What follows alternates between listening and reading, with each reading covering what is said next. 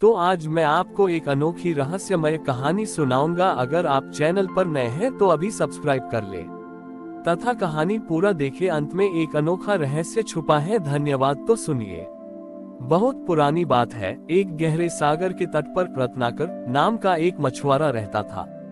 रत्नाकर स्वभाव से बहुत सीधा था, लेकिन उसके मन में एक अनोख बड़ी ही जिज्ञासा थी। वह रोज रात को समुद्र की लहरों को देखता और सोचता कि क्या महादेव केवल पर्वतों पर रहते हैं? क्या वे इस गहरे अथाह जल में नहीं समाये होंगे? रत्नाकर की भक्ति का तरीका सबसे अलग था। वह रोज जाल फेंकने से पहले समुद्र की रेत से एक छोटा सा शिवलिंग बनाता और उस पर केवल एक चुटकी नमक चढ़ाता।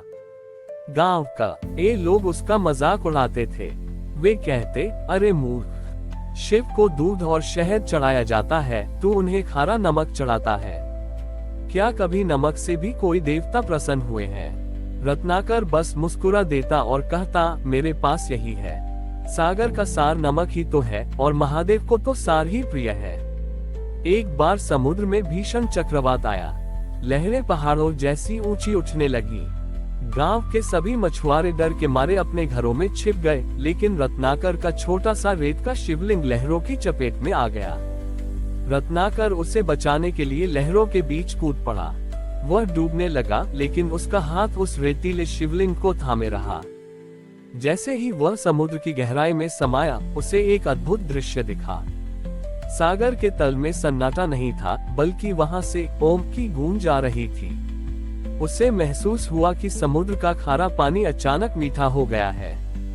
तभी उसके सामने एक दिव्य पुरुष प्रकट हुए, जिनका शरीर कपूर जैसा श्वेत था और जटाओं से पानी की धाराएं बह रही थीं। वे स्वयं महादेव थे। महादेव ने रत्नाकर का हाथ पकड़ा और उसे किनारे पर ले आए।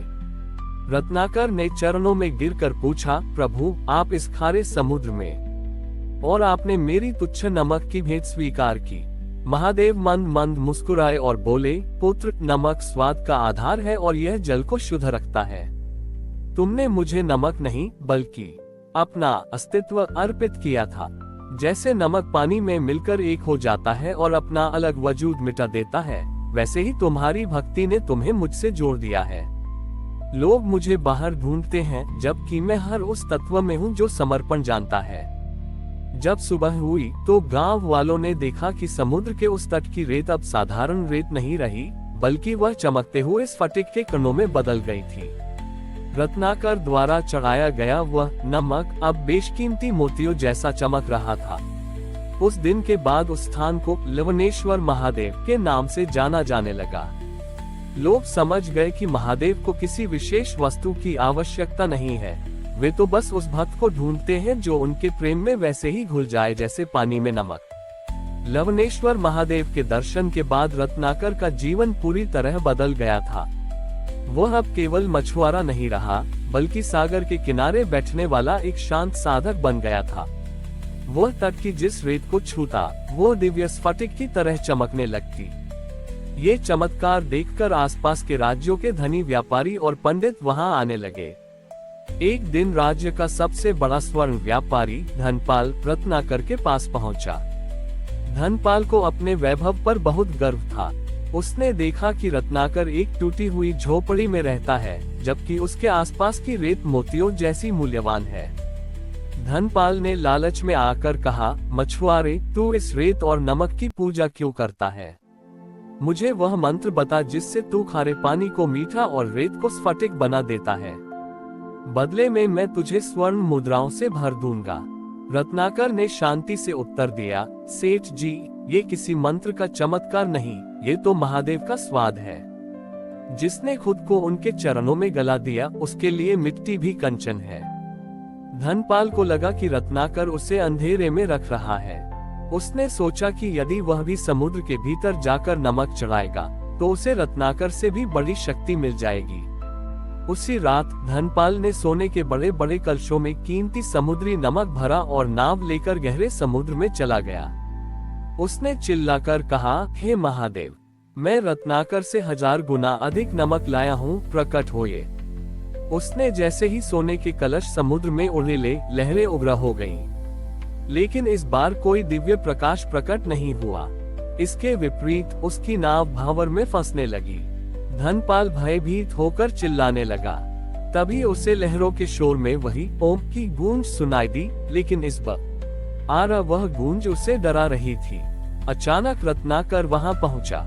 वह पानी पर ऐसे चल रहा था जैसे सूखी भूमि पर चल रहा हो। उसने धनपाल का हाथ पकड़ा और किनारे पर ले आया।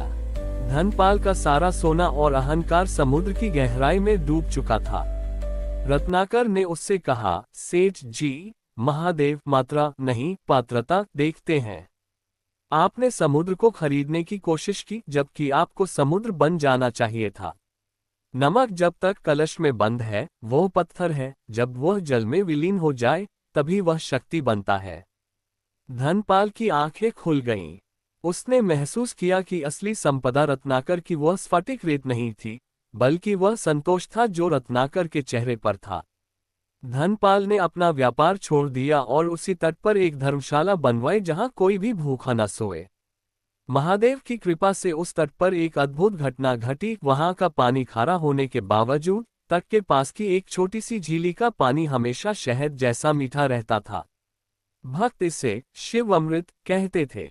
यह इस बात का प्रतीक था कि संसार चाहे कितना भी कड़वा और खारा क्यों न हो, यदि हृदय में महादेव का वास हो तो जीवन में मिठास बनी रहती है। हमारी और भी आध्यात्मिक एवं अनोखी कहानियां देखने के लिए हमारे चैनल पर जाएं तथा धार्मिक एवं पौराणिक अनोखी कहानियां हमारे चैनल पर है। कृपया जाके देखें तथा हमारे चैनल को सब्सक्राइब करके रखें और वीडियो लाइक जरूर करें। धन्यवाद।